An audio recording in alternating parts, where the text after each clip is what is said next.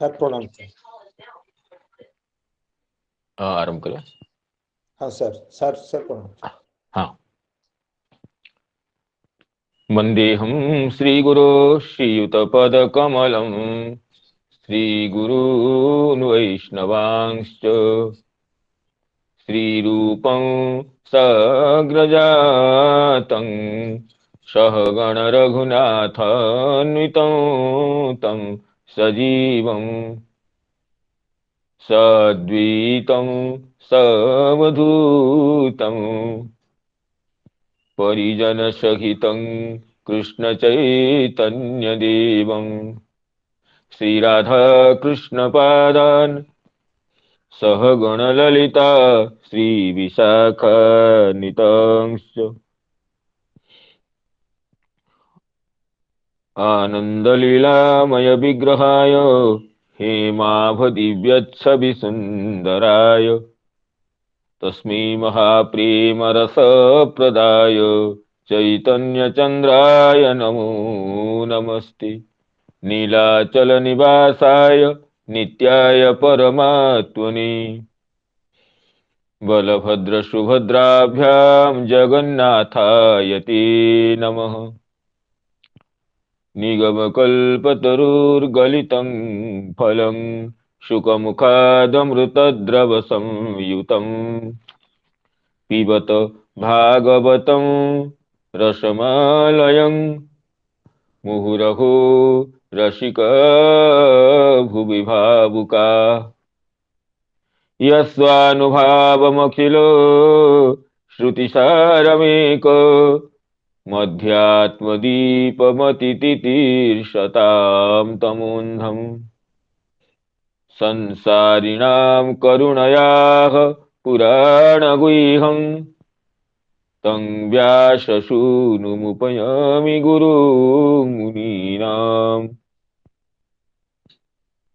राधाकरावचितपल्लववल्लरीके राधापदाङ्कविलसन्मधुरस्थलीके राधायशोमुखरमत्त खगावलीके राधाविहार विपिने रमतं मनो मे गोवर्धनो जयति शैलकुलाधिराजो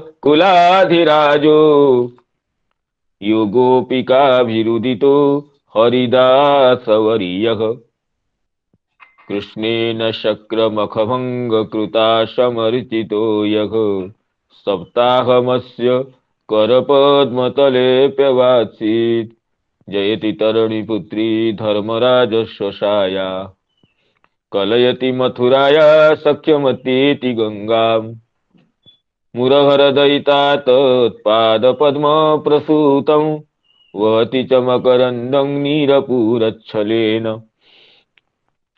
वृन्दावनावनिपते जय सोम सोम मौले सनन्दन सनातन नारदेद्य गोपीश्वर व्रजविलासि युगाङ्घ्रिपद्मे प्रीतिं प्रयच्छ नितरां निरुपाधिकां मे वृन्दायै तुलसीदेवी प्रियायै केशवस्य च कृष्णभक्ति प्रदे देवी सत्यवती नमो नमः।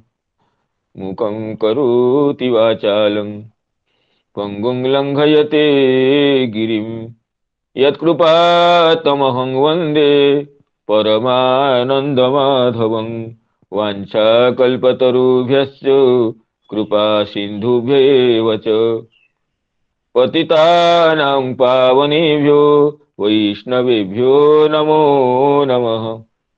पतितानां पावनेभ्यो वैष्णवेभ्यो नमो नमः।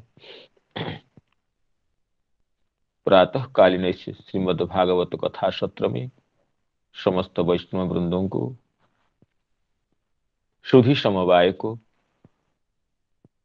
समस्त श्रोत्र मंडली को, मित्र मंडली को प्रणाम करता हूं, अभिवादन अभिनंदन ज्ञापन करता हूं। प्रातः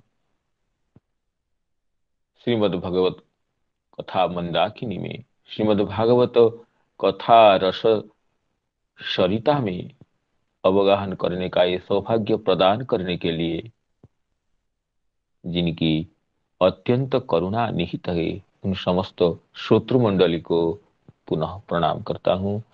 तो गत दिवस की जो कथा का क्रम चल रहा था, शौनकादि मुनियों का जो प्रश्न, जो कि श्रीमद् भागवत महापुराण के प्रथम स्कंध के प्रथम अध्याय का विषय है, जिसको हम जिज्ञासा अध्याय भी कह सकते हैं, उसी के उपांतिम विषय पर जो चर्चा चल रही थी, उसी का प्रारंभ करते हैं। तो कल ये चर्चा रही थी, कृतवान किल वीर्याणि सह रामेण केशव अतिमर्त्यानि भगवान गूढ़ कपट मानुष।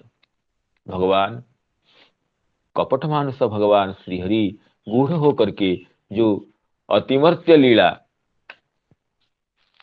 का विस्तार किए थे, उसी का वर्णन करने के लिए निवेदन किए थे श्री शौनकादि मुनिगण। आगे कहते हैं कि कलिमागतमाज्ञाय क्षेत्रेऽस्मिन् वैष्णवे वयं आसीना दीर्घशत्रेण कथायां सख्यणा हरे। कलिमागतमाज्ञाय क्षेत्रेऽस्मिन् वैष्णवे वयं आसीना दीर्घशत्रेण कथायां सख्यणा हरे।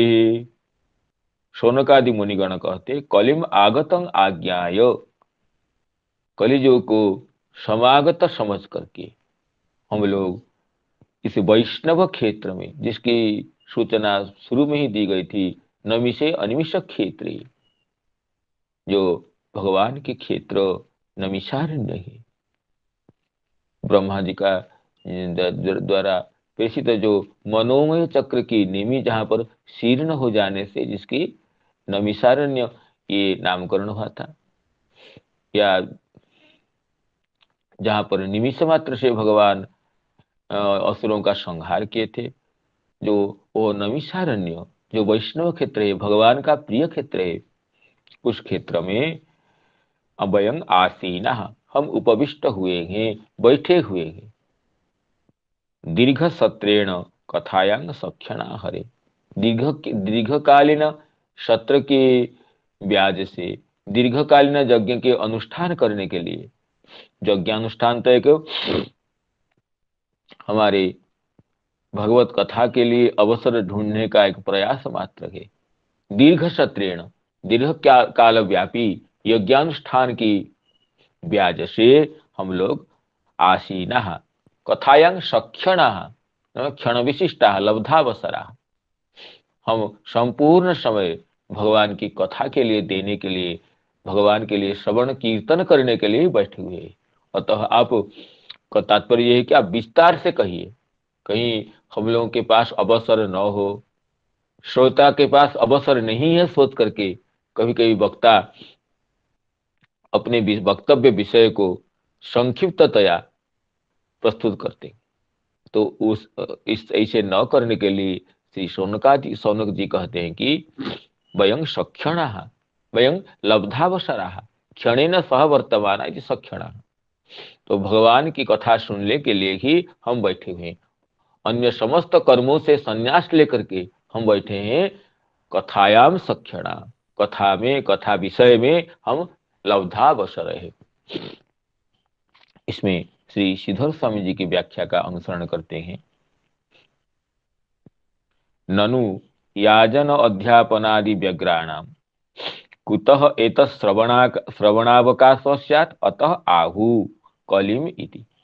तो कहते हैं कि ब्राह्मण का जो कार्य है, ब्राह्मण की जो वृत्ति है, यजन याजन अध्ययन अध्यापन और दान और परिग्रह इत्यादि में लगे हुए एक ब्राह्मण के लिए, स्वधर्म संलग्न ब्राह्मण के लिए, कुतः एतत् श्रवणावकाश, आप जो जो प्रश्न पूछे हैं, इन प्रश्नों के उत्तर को सुनने के लिए अवकाश कैसे होगा। तो इस तरह की आशंका करते हुए श्री इस आशंका का समाधान के लिए कहते हैं कि वयं सक्षणा, क्यों ना कलिम आगतम आज्ञाय, कलिम आगतम ज्ञात्वा तद भिया विष्णु पदम गंतु कामः। हम समझ गए कि कलियुग आ गया है। कलियुग का मुख्य स्वरूप है कि वो भगवत भजन में किसको प्रवृत्त होने नहीं देता है। जैसे दुष्ट का स्वभाव है वो कि सज्जन की सज्जनता से वो द्वेष करता है, साधु की साधुता दुष्ट को अच्छा नहीं लगता है। वो ये साधु क्यों है, साधु रहने से मेरी अपकीर्ति होती है, दुष्ट ये सोचता है। साधु को सब प्रशंसा करते हैं, साधु रहते हैं, तो साधुता से दुष्टता की हानि होने से ये दुष्ट जन साधुता से, साधु के स्वभाव से वो द्वेष रखता है। इस तरह कलियुग का द्वेष रहता है। जो साधु है, सज्जन है, भगवत भक्त है, उनसे विद्वेष करना, उनको अपने साधन में प्रवृत्त होने नहीं देना, ये कलि का स्वभाव है। तो इसलिए तद भिया, कलियुग के भय से, कलियुग आने से हमारा मन न चाहने पर भी अधर्म से बाधित हो सकता है। ये उत्तम साधक का ये स्वाभाविक ही प्रवृत्ति होती है। मन कितना स्थिर होने पर भी वो सब समय भयभीत रहता है, कहीं हमें कलियुग से कोई बाधा न पहुंच जाए। तो तद भी कहते हैं कि शौनकादि मुनिगण परम सिद्ध होने पर भी ये कहते हैं कि तद भी कलिंग आगतं आज्ञाय ज्ञात्वा तद भिया नाम तस्य कलेह भिया भयेन, कलियुग के भय से विष्णु पदम गंतु कामा, भगवान के श्री चरण कमल को प्राप्त करने की लालसा से दीर्घ सत्रेण तन्निमित्तेन, दीर्घ सत्रेण अर्थ तन्निमित्तेन, दीर्घ सत्र को निमित्त करके, दीर्घ सत्र को हेतु बना करके,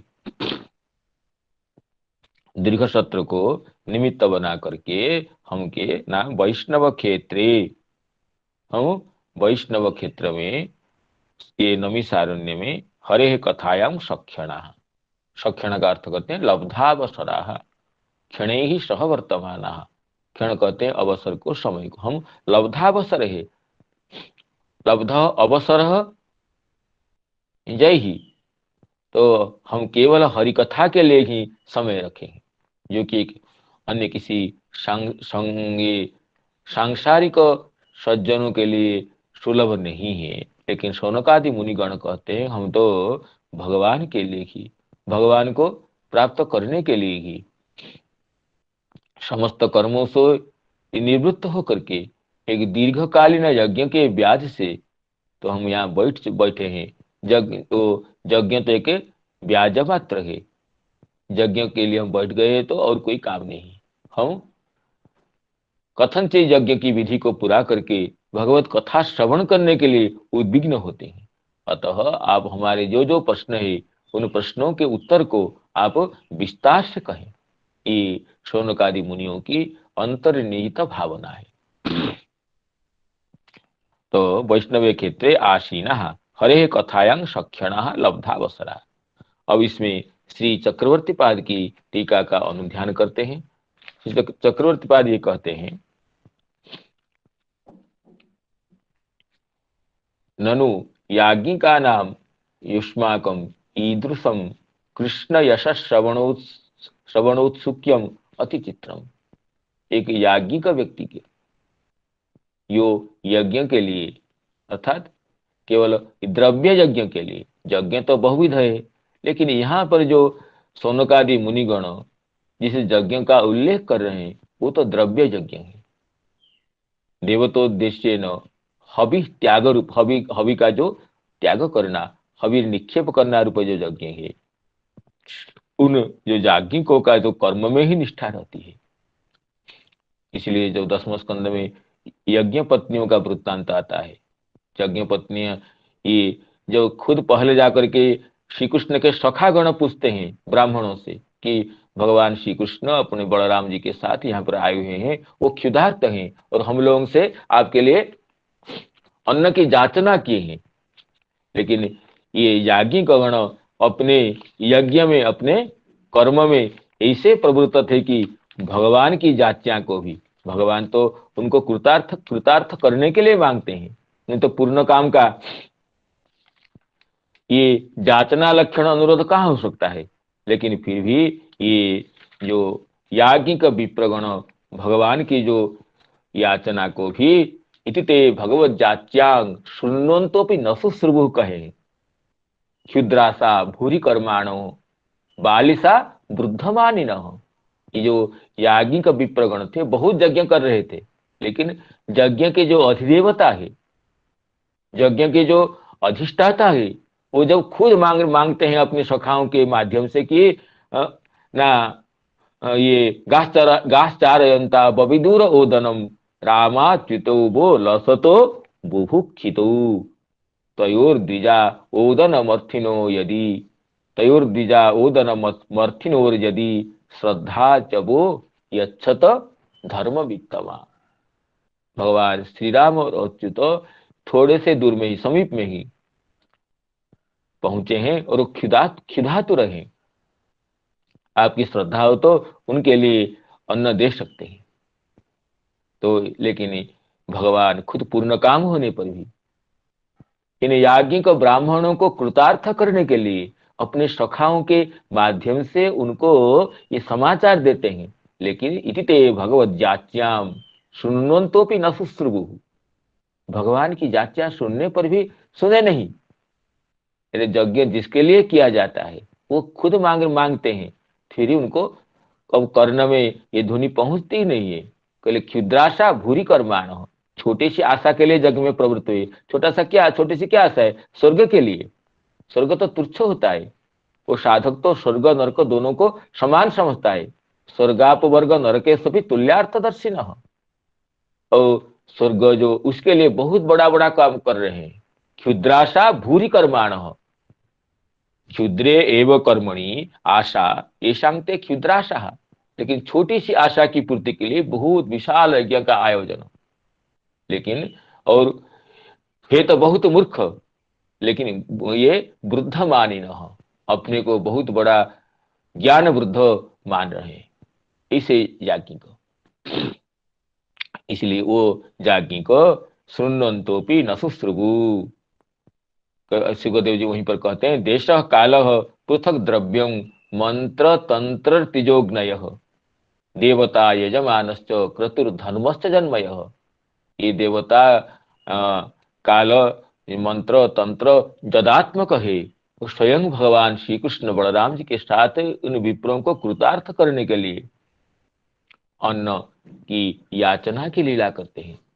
लेकिन तम ब्रह्म परमं साक्षात भगवंत मधुख्यजं मनुष्य दृष्टिया दुष्प्रज्ञा मर्त्यात्मानो नमे निरे। मर्त्यात्मानः, मर्त्य एव आत्मा ये शांति। अपने शरीर को ही आत्मा मानते हैं, नहीं तो ये स्वर्ग आदि प्राप्ति के लिए इतने बड़ा अनुष्ठान क्यों करते? मर्त्यात्मानः, मर्त्ये शरीरे भवतु तदुपलक्षिते स्वर्गादो वा आत्मा मन ये शांति मर्त्यात्मान। तो मर्त्यात्मान ते ये नमे निरे। तो भगवान के तम ब्रह्म परमं साक्षात भगवंत मधुख्यजम मनुष्य दृष्टिया दुष्प्रज्ञा मर्त्यात्मानो नमे निरे, उनको विचार को नहीं लेते। ऐसी अवस्था जब आती है जब ये बड़ी जी बामन जी देव को यज्ञ में दान करने के लिए सत्य करने जाते हैं। शुक्राचार्य जी मना करते हैं कि आप इनको दान करेंगे तो ये ठीक नहीं है, ये तो स्वयं विष्णु भगवान आए हैं, आपसे सर्वस्व हर कर ले ले। तो बड़ी जी कहते हैं देखिए जिसके लिए यज्ञ का अनुष्ठान होता है, अगर वो स्वयं आए हैं, ये तो यज्ञ की पूर्णता समझ लीजिए। तो उनको देने के लिए मैं मना कैसे कर सकता हूँ? अरे यज्ञ के अधिष्ठाता भगवान विष्णु है, और अगर मेरे यज्ञ में भगवान विष्णु खुद पधारे हैं वामन रूप में, तो ये तो मेरी यज्ञ की पूर्णता है। उनको देने के लिए अगर मैं निराकरण करूं, मना करूं, तो हाथ मिले हुए अवसर को खोना ही होगा। इसलिए बलि जी ये शुक्राचार्य की बात सुनकर के बलि जी ये कहते हैं कि ये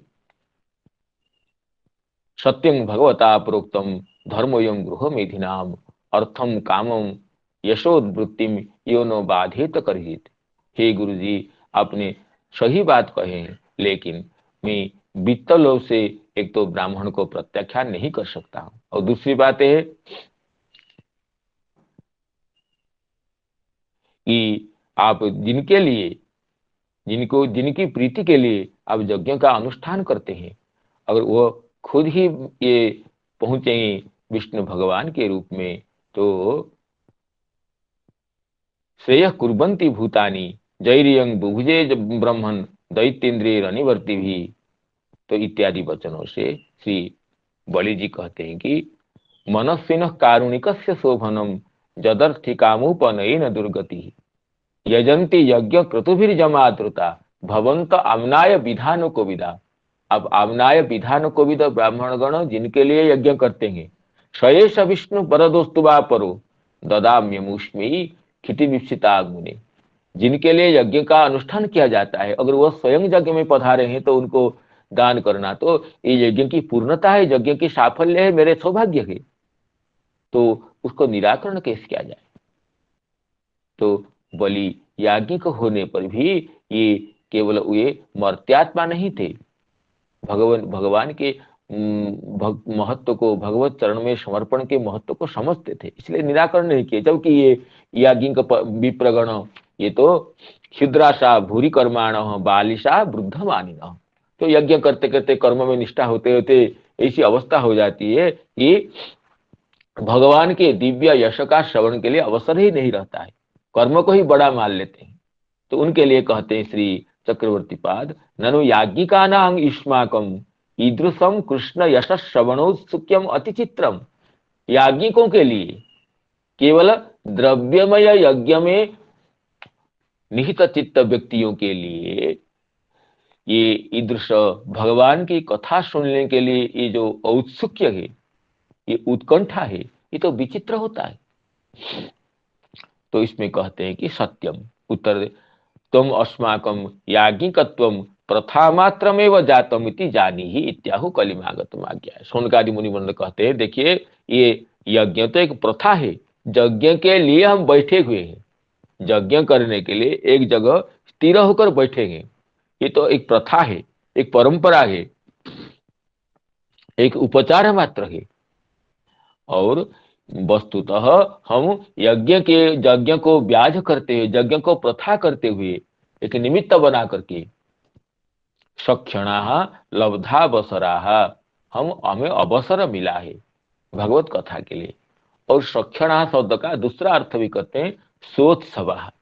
क्षण शब्द का एक अर्थ है उत्सव, क्षण शब्द का एक अर्थ है क्षण उत्सवे, क्षण समय उत्सवे। क्षण शब्द का दूसरा अर्थ होता है क्षण शब्द का कि ये उत्सव अर्थ का भी प्रकाशक है। क्षण उत्सवे काल विशेषे अवकाशे च, ये कोश वचन है। क्षण उत्सवे, उत्सव के लिए क्षण शब्द का प्रयोग होता है, काल विशेषे अवसरे च, एक जो काल की जो छोटा सा भाग है उसको भी क्षण कहते हैं, और उत्सव को क्षण कहते हैं, अवसर को भी क्षण कहते हैं। तो श्री चक्रवर्ती पाद जो सक्षणा का दूसरा अर्थ करते हैं उत्सव विशिष्टा, सोत्सवा, हमारा उत्सव है, उत्सव का भी यही अर्थ है, उत्कृष्ट शव नाम यज्ञ, तस्मात् उत्सव, अर्थात जिसमें यज्ञ जैसा आनंद होता है तो उत्सव कहते हैं। तो हम तो लब्धोत्सव है, प्राप्तोत्सव है, भगवत कथा सुनने के लिए हम नित्य निरंतर आनंद निमग्न चेता है। अतः वयं सक्षणा नाम लब्धावसरा एवं लब्धोत्सवा, उत्सव विशिष्टा। आपके मुख से नित्य भगवत कथामृत पान करने के लिए हम लालायित रहते हैं, हमें तो ये नवनवायमान उत्सव में प्रवृत्त होने की जैसी अनुभूति होती रहती।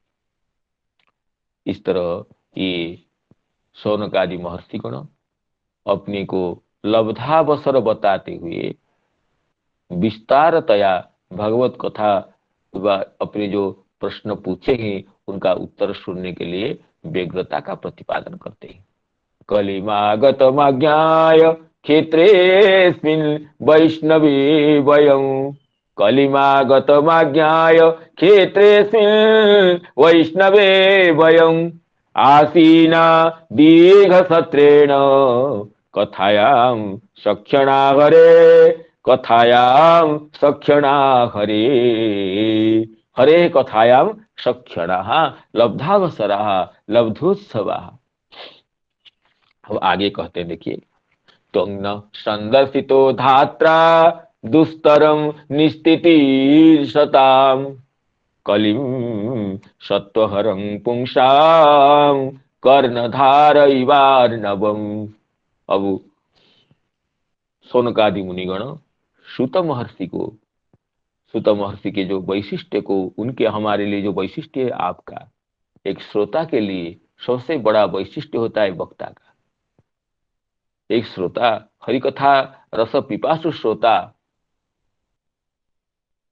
भगवत कथा को उपदेश करने वाले वक्ता के जो महत्व है वो सर्वाधिकतया जानता है। इसलिए कहते हैं कि त्वं न संदर्शितो धात्रा दुस्तरं निस्तिति शताब। दुस्तर कलियुग को पार पाने के लिए कौन सा कलिना सत्वहरम, जो कलियुग सत्व को, प्राणियों के बल को, बुद्धि को, विचार को हरण कर लेता है, उस तरह के कलियुग को पार करने के लिए आप तो कर्णधार जैसे हैं, अर्थात नाविक जैसे हैं। कर्णधार इवार्णवम, कोई समुद्र को अगर पार करना चाहता है तो उसके लिए नौका, और नौका का जो कर्णधार होता है, जो नाविक होता है, तो उसकी उपस्थिति जरूरी है। नाविक ही नौका को ये करके अपने बल से पार लगाता है लेकर के। तो हम तो समझते हैं कि इस कलियुग को, कलियुग रूप समुद्र को, दुस्तर समुद्र को तरने के लिए विधाता ने एक कर्णधार के रूप में, श्रेष्ठ नाविक के रूप में हमें आपको प्रदान किया है। इसमें से सिद्धोर स्वयंपाद ये कहते हैं, अस्मिन् समय तद्दर्शनम ईश्वरेण एव संपादितम इति अभिनंदति। कहते हैं जो कलियुग का समागम हो गया, कलियुग आने से पहले हम लोग अत्यंत दुखी हो रहे थे कि कलियुग को हम कैसे पार पाएंगे। कलियुग तो समस्त साधनों का बाधक है। ऐसे कहते हैं पद्म पुराण में कि जदा मुकुंदो भगवान क्षमां त्यक्त्वा स्वपदंगतः तद्दिनात् कलिरायातः सर्व साधन बाधकः। जिस दिन, जिस क्षण में भगवान ने, श्री कृष्ण भगवान पृथ्वी को छोड़ करके स्वधाम गमन करते हैं, उसी दिन से क्या, उसी क्षण से कलियुग प्रविष्ट हो गया, आकर के अपना राज संभाल लिया। और कैसा कलियुग, ना सर्व साधन बाधक, पारमार्थिक पथ के पथिकों के लिए जो जो साधन है, सब साधनों को बाधा देने के लिए, सब साधन को बाधित करने के लिए जिसकी बलवती प्रवृत्ति रहती है, बलवती वृत्ति रहती है, वो है कली। तद्दिनात् कलिरायातः सर्व साधन बाधकः यदा मुकुंदो भगवान क्षमां त्यक्त्वा स्वपदंगतः। भगवान पृथ्वी को छोड़ करके जिस दिन अपने स्वधाम गमन करते, उसी दिन से, उसी समय से कलियुग आकर धमका, जो कि समस्त साधनों का बाधक होता है। इसे आगे भी वर्णित है कि कलियुग की पत्नी है दुरुक्ति। कली तब होती है जब कोई कटु वचन, दुष्ट भाषण करता है। दुरुक्तो कलिराधत्त भयं मृत्युं च सत्तम। कलियुग की दुरुक्ति पत्नी से भय और मृत्यु का जन्म होता है, और दोनों से यातना और निरय का जन्म होता है। इसी तरह कलियुग समस्त अनर्थों का हेतु होता है। ये कहते हैं कि हम इस कलियुग को तरने के लिए हम अत्यंत खिन्न थे, विचार के अन्वेषण में थे, विचार में प्रवृत्त थे कि हम किस उपाय से, किस साधन से कलियुग को उत्तीर्ण हो सकेंगे। तो इसी अवस्था में और भगवान की परम अनुकंपा से आपका दर्शन हो गया। तो दर्शनम ईश्वरेण एव संपादितम। तो भगवान की प्रचुर करुणा होने से, भाग्योदयेन बहुजन्म समर्जितेन सत्संगमं च पुरुषो लभते यदा वै। सत्संगम अर्थात भगवत कथा सुनाने के लिए किसी साधु की दर्शन हो जाए, संग हो जाए, वो तो जन्म जन्मांतरों के पुण्य से, भगवत अनुकंपा से ही होती है।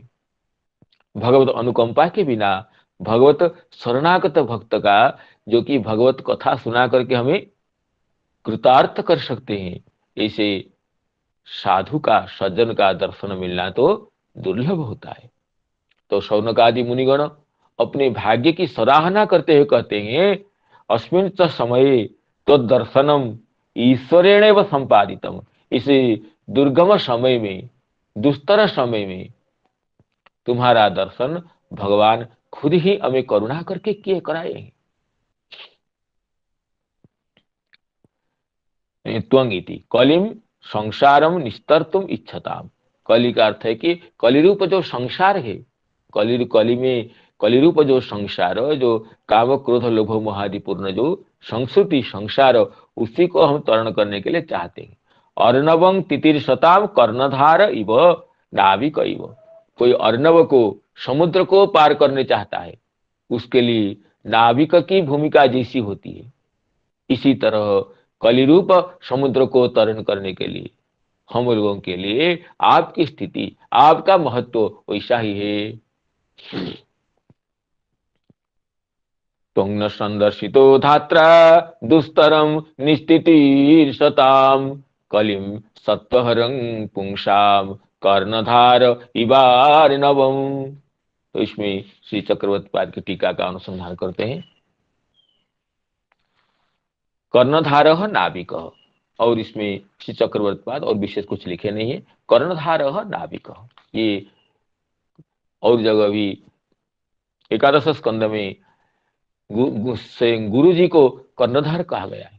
निर्देह माध्यम सुलभं सुदूर्लभं प्लवं सुकल्पम गुरु कर्णधारं मयानुकूलेन नभस्वतेरितं पुमान भवाब्धिं नतरे स आत्मा। निर्देह रूप सुदृढ़ नौका को पा करके, ये जो मनुष्य शरीर है सुदृढ़ नौका है, ये जो निर्देह अत्यंत दुर्लभ होने पर भी जिसको मिल गया है उसके लिए सुलभ है। निर्देह माध्यम सुलभम सुदूर्लभम प्लवम सुकल्पम, अत्यंत दृढ़ नौका है। गुरु कर्णधारम, जिस नौका को ये चलाने के लिए मैं ही गुरु रूप में पहुंचा हूं। गुरु कर्णधारम, भगवान को गुरु कर्णधारम, जिसका कर्णधार स्वयं गुरु है। और इस तरह गुरु कर्णधार स्वरूप उत्तम नौका को प्राप्त करके भी जो भवसागर को नहीं तर सकता है, उसको तो ये अत्यंत मूर्ख, उसको तो आत्मघाती कहना चाहिए। पुमान भवाब्धि न तरे स आत्मा, जबकि मैं ही खुद अनुकूल पवन के रूप में मेरी कृपा बहती रहती है। अगर नौका के लिए अनुकूल पवन मिल जाए, नौका जिस दिशा में गति करती है उस दिशा में हवा भी चले तो नौका का तो चलना सहज हो जाता है। तो इसलिए भगवान कहते हैं मयानुकूलेन नभस्वते ऋतं, मया अनुकूलेन नभस्वता ईरितं। अनुकूल पवन होकर के मैं, मेरी मेरी जो कृपा बहती रहती है, कृपा तो इस नौका को पार पहुंचाने के लिए निरंतर प्रयासशील रहती मेरी कृपा।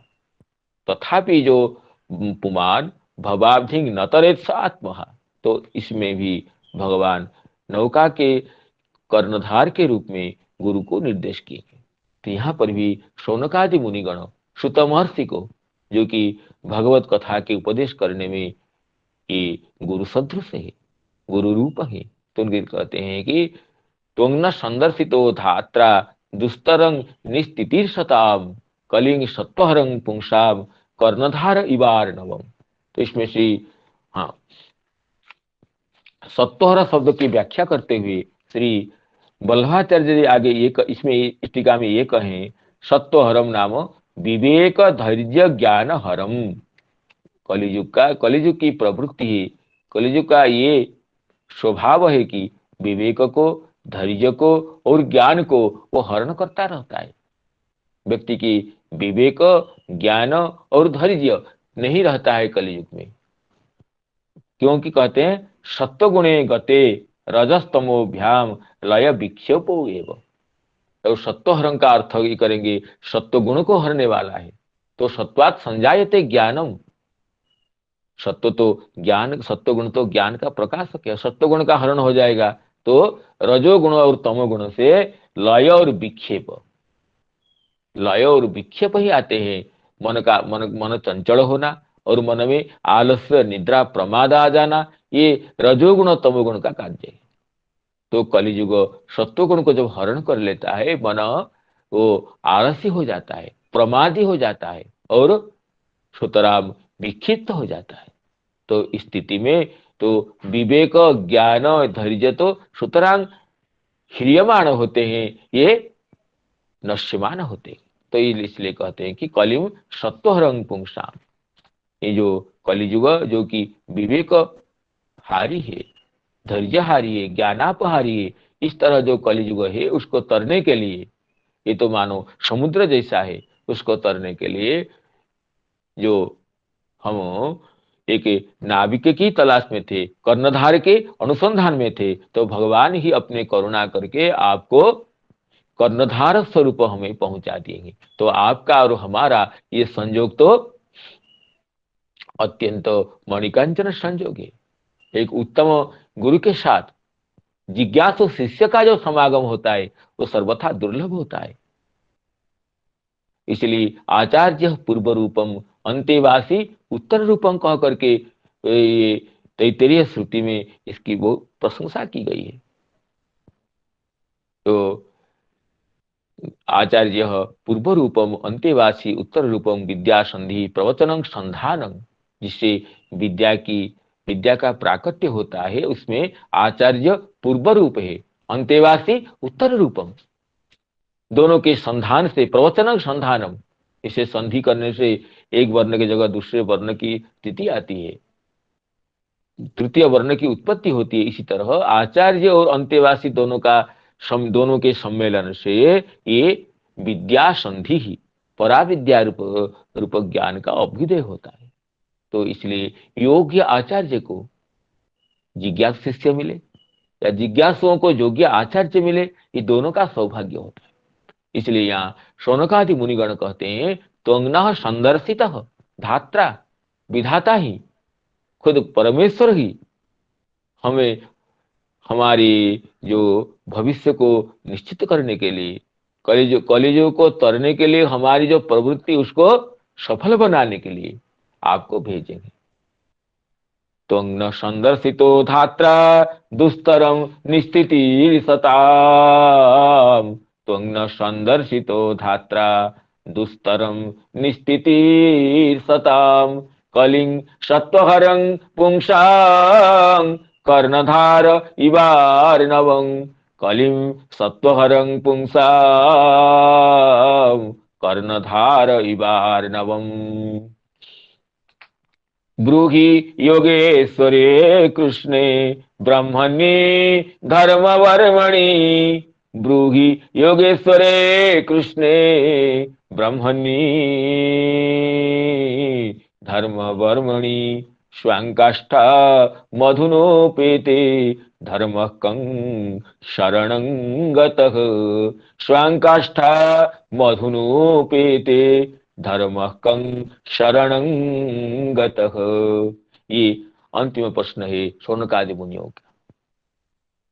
ब्रूहि योगेश्वरे कृष्णे ब्रह्मण्ये धर्म वर्मणि, योग का ईश्वर, योग के फलदाता भगवान श्री कृष्ण जो कि धर्म के वर्म है, वर्म कहते हैं कवच को, धर्म का जो परिरक्षक है, धर्म का जो रक्षण करने के जो आधार है, धर्म की जो रक्षा करता है, वो जो स्वांग काष्ठांग अधुना उपेते, अपने जब अभी इस समय अपने परम धाम को गए हैं, लीला का प्रापंचिक लोक लोचन अगोचर किए हैं, तब धर्म कं शरणं गतः, धर्म किसको शरणापन्न हुआ। भगवान स्वधाम गमन करने पर भी अब तो पृथ्वी में धर्म दिखाई पड़ता है, धर्म का कार्य दिखाई पड़ता है, तो धर्म किसी के आश्रय में है, तो धर्म किसके आश्रय में रह करके अपने कार्य में प्रवृत्त है, ये प्रश्न बताइए। अर्थात कलियुग में धर्म किमाश्रित है, धर्म किसको आश्रय लेकर के ये धर्म निराबाध रहता है, धर्म सुखी रहता है। धर्म का आश्रय कौन, धर्म का अवलंबन कौन। जिस समय भगवान प्रकट थे उस समय भगवान को आश्रय करके धर्म रहता था। यत्र योगेश्वर कृष्ण यत्र पार्थ धनुधर तत्र श्री विजयो भूति ध्रुवा नीतिरिमतिरिम, जहां पर योगेश्वर कृष्ण थे वहीं पर धर्म था। अभी भगवान श्री कृष्ण जब स्वधाम को पधारे हैं, अपने नित्यधाम में विराजमान है, जब इस लोग प्रापंचिक लोकलोचन से अगोचर हो गए हैं, तब धर्म साक्षात रूपेण किसको आश्रय करके रहता है? ये षष्ठ प्रश्न है शौनकादि मुनियों का। श्रीधर स्वामी जी इसमें कहते हैं पुनः प्रश्नांतरम, ये प्रश्न अन्य प्रश्न है, अन्य प्रश्न प्रश्नांतरम। धर्मस्य बर्मणि कवचवद रक्षके, जैसे कोई योद्धा कवच पहनता है क्योंकि ना शत्रु प्रेरित बाण मेरे शरीर में प्रविष्ट न हो, उससे रक्षा करे। इस तरह कवच जिसको वर्म कहते हैं वो रक्षक होता है, बाधा से रक्षक होता है। तो धर्म को रक्षा करने के लिए भगवान का ही स्वरूप है। इसलिए भगवान खुद कहते हैं यदा यदा ही धर्मस्य ग्लानिर्भवति भारत अभ्युत्थानम अधर्मस्य तदा आत्मानं सृजाम्यहम्। जिस जिस समय धर्म संकट में पड़ जाता है, धर्म की ग्लानि होने की स्थिति आती है, मैं उस समय अपने को प्रकट करता हूं। अर्थात धर्म को स्थापित करना, धर्म की रक्षा करना मेरा स्वभाव है, धर्म का रक्षक हूं। तो इसलिए जब भगवान नरनारायण का प्राकट्य तो धर्म से ही होता है। धर्म जी की जो पत्नी मूर्ति देवी है, उनसे भगवान नर प्रकट होते हैं नर नारायण के रूप में। अर्थात धर्म जब मूर्तिमान होता है तो उसी से भगवान का प्राकट्य होता है। अर्थात भगवान ही प्रकट होकर के धर्म को आह्लादित करते हैं। भगवान ही धर्म के परिरक्षक है और धर्म के आह्लादक है। तो इसलिए कहते हैं धर्म बर्मणि, जो धर्म के ही बर्म स्वरूप है, धर्म के कवच स्वरूप है, धर्म के परिरक्षक है, वो श्री कृष्ण जब स्वधाम को गमन किए स्वांग काष्ठाम, तो इसमें कहते हैं स्वांग काष्ठाम मर्यादाम स्वस्वरूपम। भगवान जब अपने स्वरूप को चले गए, अर्थात अपने जो भगवान का स्वरूप है कि ये कभी प्रापंचिक लोक लोचन गोचर नहीं होते हैं, केवल ये प्रेममय चक्षु से ग्राह्य होते हैं। लेकिन अवतार समय में भगवान अपनी योगमाया को स्वीकार करके ये समस्त लोक लोचन गोचर हो गए थे। ये भगवान का वास्तव स्वरूप नहीं है, ये केवल भक्तग्राह्य होना, प्रेमिक नेत्र से अवलोकित होना, ये भगवान का स्वरूप है। तो उसी स्वरूप भगवान प्राप्त जब हो गए, अर्थात लोक लोचन के अभिषय बन गए, प्रेमांजन स्फुरित भक्ति विलोचनेन संत सदैव हृदयेषु विलोकयन्ति यं श्याम सुंदरम अचिंत्य गुण स्वरूपम गोविंदमादि पुरुषम तमहं भजामि। ये भगवान का यही स्वरूप है कि संतगण उनको प्रेम विभा प्रेमांजन स्फुरित भक्ति विलोचनेन, भक्ति रूप का जो विशाल नेत्र जो प्रेमांजन से विच्छुरित होता है, उसी से ही साधुगण और संतगण उनको अपने हृदय में अवलोकन करते हैं। ये तो किसी चर्म चक्षु के विषय नहीं होते। तो लेकिन भगवान करुणा करके अवतार समय में अपनी योगमाया वैभव से सभी के लोचन के लिए अपने दिव्य स्वरूप की झांकी को प्रकट कर दिए थे। उसी को जब तिरोहित कर देते हैं अपने स्वरूप में, अर्थात भक्ति कर ग्राह्य होकर के अपने परम धाम में रहते हैं। ऐसे जब हुआ उस स्थिति में धर्म किसको शरणापन्न हुआ? यही श्रीधर स्वामी कहते हैं धर्म से बर्मणि कवचवद रक्षके। इसलिए जो श्रीमद् भागवत के प्रथम स्कंद के 16 अध्याय में जब पृथ्वी देवी और वृषभ रूप धर्म के गाभी रूपी पृथ्वी देवी और वृषभ रूप धर्म का प्रश्नोत्तर होता है, तो वृषभ कहते हैं कि ये धर्म पृथ्वी देवी को पूछते हैं कि आपके दुख का कारण क्या है? तो भगवती पृथ्वी देवी ये बताते हैं कि भगवान श्री कृष्ण के वियोग से जैसे आप दुखी है, जब आपका जो द्वापर युग में 2 ही पाद रहता है और द्वापर युग के अंत में जब कली के आगमन का समय हो गया, आपके तो तीसरा पाद भी क्षीयमाण था। उस समय तो भगवान श्री कृष्ण अवतार लेकर के आपको चारों पादों से परिपूर्ण बना दिए थे। ये कहते हैं कि आप तो भगवान के प्राकट्य से आप संपूर्ण पूर्ण रूप से विचरण कर रहे थे। अब आप अभी तो भगवान के लीला संवरण से आप जैसे दुखी हैं, मैं भी ऐसे दुखी हूं। तेनाहम गुणपात्रेण श्रीनिवासेन सांप्रतम शोचामि रहितं लोकम पापमना कलिनेक्षितम। तो भगवान के अवतार के समय में धर्म अपने स्वरूप में रहता था, यही कहते हैं। वृषस्य नष्टांग स्त्रिंग पादान, भगवान तो अपने वृक्ष के तीनों पादों को जोड़ दिए थे अपनी दिव्य लीला से। तो इसलिए भगवान तो धर्म के परिरक्षक के, तो भगवान के लीला संवरण के बाद ये धर्म किसको शरणापन्न है कहते हैं। ये अंतिम प्रश्न है, 6 प्रश्न का ये अंतिम प्रश्न है कि धर्म का आश्रय कौन रहे कलयुग में। कलयुग में किसको अवलंबन करके, किसके आश्रय में धर्म की स्थिति रहती है। इसकी चक्रवर्ती पाद की टीका का अवलोकन करते हैं। चक्रवर्ती पाद कहते हैं किंच धर्मेण सह पूर्वम वयं स्थिता। वयं तो अत्र, हाँ, स्वयं का, हाँ, तत्र हेतु धर्मणि बंद कवच तत्र हेतु योगेश्वरे इति। धर्म का जो रक्षक है इसमें हेतु क्या है ना, योगेश्वर इति सामर्थ्यम, योगेश्वर इति सामर्थ्यम, ब्रह्मण्य इति दयालुत्वं चोक्तम। जो भगवान को योगेश्वर कहने में भगवान का अपूर्व सामर्थ्य का व्यक्तिकरण हुआ। भगवान के पास धर्म को रक्षा करने के लिए परिपूर्ण सामर्थ्य, क्योंकि योगेश्वर है, संपूर्ण योग के प्राप्तव्य है और योग के फल प्रदाता है। इसलिए योगेश्वर कहने से उनका सामर्थ्य और ब्राह्मण्य कहने से करुणामय। तो ब्राह्मणी साधु ब्राह्मण्य, ब्राह्मण को रक्षा करने के लिए, ब्राह्मण को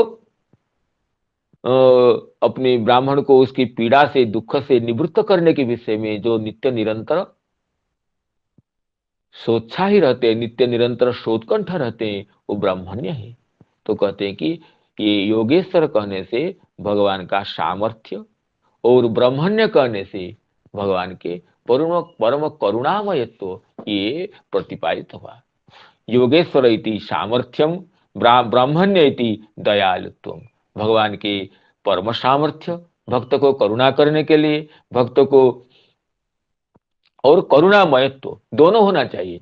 किसी को करुणा करने के लिए करुणामय तो मिल जाएगा, लेकिन उसके अगर सामर्थ्य नहीं है दुख से उद्धार करने के लिए, सामर्थ्य अभाव में करुणा तो व्यर्थ होता है। लेकिन लेकिन सामर्थ्य हो और करुणा न हो तो उससे भी लाभ नहीं है। लेकिन जिसके दुख से उद्धार करने का सामर्थ्य हो और सामर्थ्य के साथ साथ सामानाधिकरण्य न करुणा भी हो, तो उसी से ही दुखी का लाभ होता है। तो भगवान तो परम समर्थ हैं और परम करुण भी हैं। इसलिए कहें कि ब्रूहि योगेश्वरे कृष्णे ब्रह्मण्ये धर्म वर्मणि। जो परम समर्थ होने के साथ परम करुण भी है, कारुण्य के साथ पूर्ण सामर्थ्य जिनके है। इसी भगवान श्री कृष्ण जब स्वधाम को गमन किए हैं तब धर्म किसको शरणापन्न हुआ, किसको आश्रय करके धर्म निर्भय होकर पृथ्वी में विचरण कर रहा है। तो ऐसे कहते हैं कि अतः धर्मस्य ग्लानो, ये वल्लभाचार्य जी कहते हैं कि धर्म की ग्लानि होने पर भगवान अवतीर्ण होते हैं। तो इसलिए जब धर्म कलियुग में क्षीयमाण होने का अवसर आ गया है तो धर्म किसको आश्रय करके अवस्थित है, यही प्रश्न है। तो आगे कहते हैं चक्रवर्ती पाद की स्वांग काष्ठांग सुयांग स्थिति मर्यादाम, अपनी मर्यादा को प्राप्त हुए। तो इसको मर्यादा का अर्थ कहते हैं साचो स्वाविर्भावा सपाद शत वर्षांते प्रापंचिक जन दृष्टि विषयता एव। भगवान के अवतार के बाद भगवान इस मर्त्य भूमि में 125 वर्ष, सपाद शत वर्ष, 125 वर्ष भगवान का लीला विलास का समय था।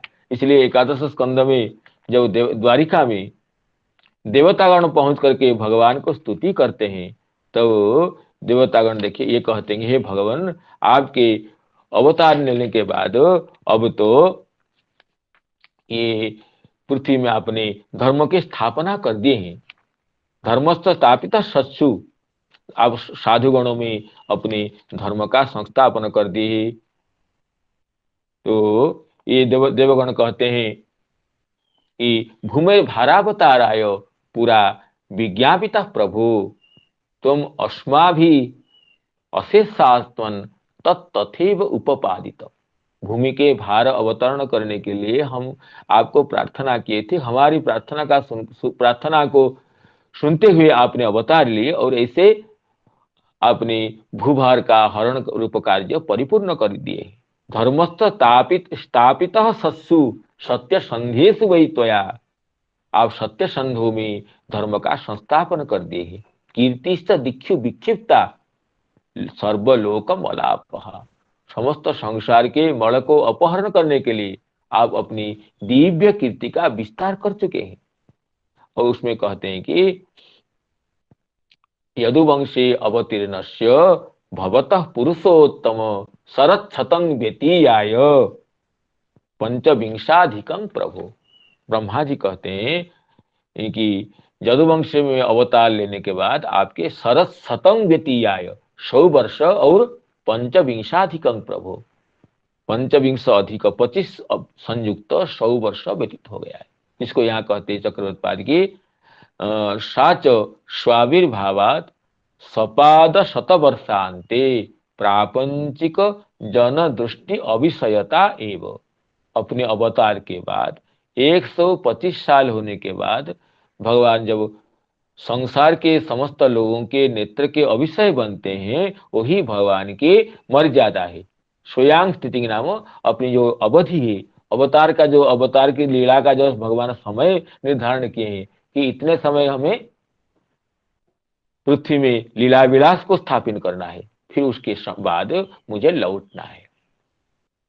तो स्वांग काष्टांग का कहते हैं चक्रवृत्ताद अर्थ, स्वांग काष्टांग नाम स्वांग मर्यादाम, अपनी जो मर्यादा है, जो समय की सीमा है, जो निर्धारण की है मन में, क्या है न साच स्वाविर्भावात सपाद शतवर्षांते प्रापंचिक जन दृष्टि अभिषयता एवं। काष्ठा उत्कर्षे स्थितो दिशि इति मर्यादा धाराणां स्थिति चामर। काष्ठा का अर्थ उत्कर्ष में, स्थिति में, दिशा में, मर्यादा में और धारणा में। तो यहाँ पर एक चक्रवर्तीपाद कहते हैं स्वांग काष्ठांग नाम स्वांग मर्यादाम, अपनी मर्यादा को, अपनी जो समय की सीमा थी उसी को आश्रय करके, उसी की इच्छा से आप प्रकट हुए थे। जब समय की सीमा देखे कि मेरी जो इच्छा थी 125 साल तक मुझे ये पृथ्वी में अपने लीला विलास को विस्तार करना है, और वह समय पूर्ण होने पर भगवान अपनी लीला को प्रापंचिक लोकलोचन अगोचर कर दे। लीला तो वहीं होती रहती है अप्राकृत धाम में, लेकिन वह लीला प्रापंचिक जन नयन का गोचर नहीं होता है। इसको कहते हैं कि स्वांग काष्ठांग अधुनोपेते, भगवान अपनी स्थिति में, अपनी काष्ठा में जब आ जाते हैं, अर्थात अपने लीला विलास को समस्त लोगों के नेत्र का अगोचर करते हैं, तो धर्म किसको शरणापन्न हुआ। तो इसमें तो चक्रवृत्पाद की टीका यहाँ पर है, समाप्त होती है। लेकिन जो बंग भाषा के ग्रंथ में इसमें आगे ये जो 6 प्रश्न है शौनकादि मुनियों का, उसका भी संग्रह है। वो इस तरह है कि तत्र धर्म भक्ति ज्ञान लक्षण, धर्म किसको शरणापन्न हुआ ना, भक्ति ज्ञान लक्षण, भक्ति और ज्ञान रूपक धर्म। तो चक्रवृत्पाद की टीका में बंग भाषा के ग्रंथ में 6 प्रश्नों का क्रमशः यहाँ संग्रह है। तो पहला प्रश्न यह था कि पुंसांग एकांततः श्रेय तन्न संक्षिप्तुं अर्हसि। ये शौनकादि मुनियों का प्रथम प्रश्न था। प्राणियों की ऐकांतिक श्रेय क्या है, अव्यभिचारी श्रेय साधन क्या है, जिस साधन से अवश्य कल्याण होगा ऐसा साधन कौन है, ये प्रथम प्रश्न था। पुंसांग एकांततः श्रेय तन्न संक्षिप्तुं अर्हसि, प्रथम प्रश्न था। और द्वितीय प्रश्न ये था कि समस्त शास्त्रों का सार क्या है, जिस सार को सुनने से ही श्रद्धाना नाम जैनात्मा सुप्रसिद्धति, वो आत्म प्रसन्नता संपादक सर्वशास्त्र सारभूत धर्म क्या है, ये द्वितीय प्रश्न था। क्योंकि शास्त्रों का तो प्राचुर्य है, भूरिणी भूरि कर्माणि श्रोतव्यानि विभागश अतः साधोत्र जसारम समुद्धृत्य मनीषया ब्रूहिण श्रद्धाना नाम येनात्मा सुप्रसिद्धति। सर्वशास्त्र सारभूत तत्व क्या है, ये द्वितीय प्रश्न था। प्रथम प्रश्न रहा पुंसांग एकांततः श्रेयः, अर्थात अव्यभिचारी श्रेय रूप को साधन क्या है। द्वितीय प्रश्न इस अध्याय में ये रहा शौनकादि मुनियों का, सर्वशास्त्र सारभूत तत्व क्या है। और तृतीय प्रश्न है कि भगवान श्री कृष्ण के अवतार का प्रयोजन क्या है। देवक्यांग वसुदेवस्य जातो यस्य चिकीर्षया, भगवान स्वयं भगवान श्री कृष्ण का अवतार लेने का प्रयोजन क्या है, मुख्य प्रयोजन क्या है।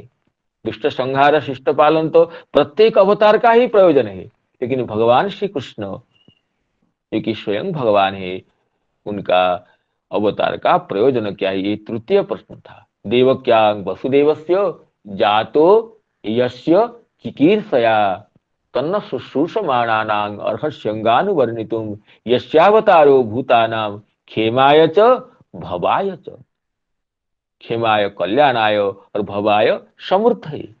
और भगवान श्री कृष्ण के अवतार का प्रयोजन, ये तृतीय प्रश्न था। तो प्रथम प्रश्न ऐकांतिक श्रेय, द्वितीय प्रश्न सर्वशास्त्र सार, तृतीय प्रश्न श्री कृष्णावतार का प्रमुख प्रयोजन, प्रधान प्रयोजन क्या है।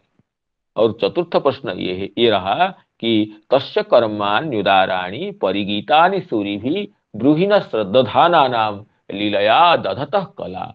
भगवान का कर्म क्या है, भगवान जो कि कला से अंश से अवतार लेते रहते हैं, उनका उदार कर्म क्या है। तस्य कर्माण्युदाराणि परिगीतानि सूरिभिः, भगवान के जो कर्म सुनने से कर्म का बंधन नष्ट हो जाता है, वो भगवान के कर्म को बताइए। भगवत कर्म का श्रवण, ये चौथा प्रश्न था। और पंचम प्रश्न है भगवान के सारे अवतार को बताइए आप।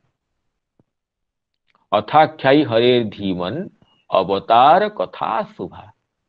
पहले तो तृतीय प्रश्न में बता दिए श्री कृष्णावतार प्रयोजन प्रामुख्य न, और पंचम प्रश्न में ये बताते हैं कि भगवान के जितने भी अवतार है, अवतारों की संख्या कितनी है, अवतारों की लीला कैसी है, अवतारों का स्वरूप क्या है। तो भगवान के अवतार चरित्र को विस्तार से वर्णना कीजिए, ये पंचम प्रश्न था। और षष्ठ प्रश्न रहा कि भगवान श्री कृष्ण स्वधाम गमन करने पर धर्म किसको आश्रय करके रहा। इस तरह ये 6 प्रश्न रहा। इन 6 प्रश्नों का उत्तर ही श्रीमद् भागवत महापुराण है। इसलिए जो प्रथम अध्याय है ये जिज्ञासा अध्याय है। इसे वेदांत में अथा तो ब्रह्म जिज्ञासा, ये जिज्ञासा अधिकरण है, जिसकी जिज्ञासा अधिकरण के ही जिज्ञासा का प्रशमन करने के लिए ही समस्त ब्रह्म सूत्र का परिप्रकाश है। इसी तरह श्रीमद् भागवत के प्रथम स्कंद के प्रथम अध्याय, जिसमें शौनकादि मुनियों के 6 प्रश्नों का विस्तार है, 6 प्रश्नों का उपस्थापन है, ये जिज्ञासा अध्याय है। इसी जिज्ञासा अध्याय में शौनकादि मुनियों की जो जिज्ञासा है, जो जानने की प्रवृत्ति, जानने की उत्कंठा है, उसको पूर्ण करने के लिए ये सुतदेव सुत महर्षि भागवत शास्त्र का परिप्रकाश करते हैं। तो जिज्ञासा अध्याय है, इसमें षडेव प्रश्न चक्रवर्ती कहते हैं कि षडेव प्रश्न एतत् प्रत्युत्तरान्येव सप्रसंगानि श्रीमद् भागवतम् इति विवेचनीयम्। 6 प्रश्नों का ये प्रत्युत्तर के रूप में, और केवल एक वाक्य में तो उत्तर नहीं दिए हैं। सनकादि मुनिगण कहते कि हम विस्तार से कहिए, इसलिए सुत महर्षि सप्रसंगम, प्रश्नों के उत्तर के साथ साथ प्रसंग में और विभिन्न उपप्रसंगों में उन जो प्रश्नों को विस्तार करते हैं, तो प्रसंग के साथ प्रश्नों का जो उत्तर दिया गया है वही श्रीमद् भागवत महापुराण है। इसी तरह श्री चक्रवर्ती पाद इस अध्याय की पूर्णता का प्रतिपादन करते हैं। इस तरह शौनकादि मुनियों की षट प्रश्नों का उपस्थापन ही भागवत के प्रथम स्कंद के प्रथम अध्याय। इस तरह प्रथम अध्याय पूर्ण होता है। चक्रवर्ती बाद कहते हैं कि ये इति सारार्थ दर्शिन्यांग हर्षिन्यांग भक्त चेतसांग प्रथमे प्रथमोध्याय संगत संगत शतांग। भक्तों के हृदय को हर्षण करने वाले ये सारार्थ दर्शिनी टीका में श्रीमद् भागवत के प्रथम स्कंद के प्रथम अध्याय समाप्त हुआ। तो इसी तरह समस्त श्रोतृ मंडली के श्री चरण में प्रणाम करते हुए हम आज की वाणी भगवत कथा रसास्वादिनी वाणी को विश्राम करना चाहते हैं। पुनः आप सभी की अनुकंपा से आगामी दिवस में पुनः इस कथामृत का आस्वादन करेंगे। तो अंतिम श्लोक को पुनः आवृत्त करते हुए वाणी को उपसंहार करते हैं। ब्रूहि योगेश्वरे कृष्णे ब्रह्मण्ये धर्म ब्रह्मणि स्वांकाष्टांग अधुनोपेते धर्म कम शरणम गतः। जय जय श्री राधे। राधे राधे। प्रणाम।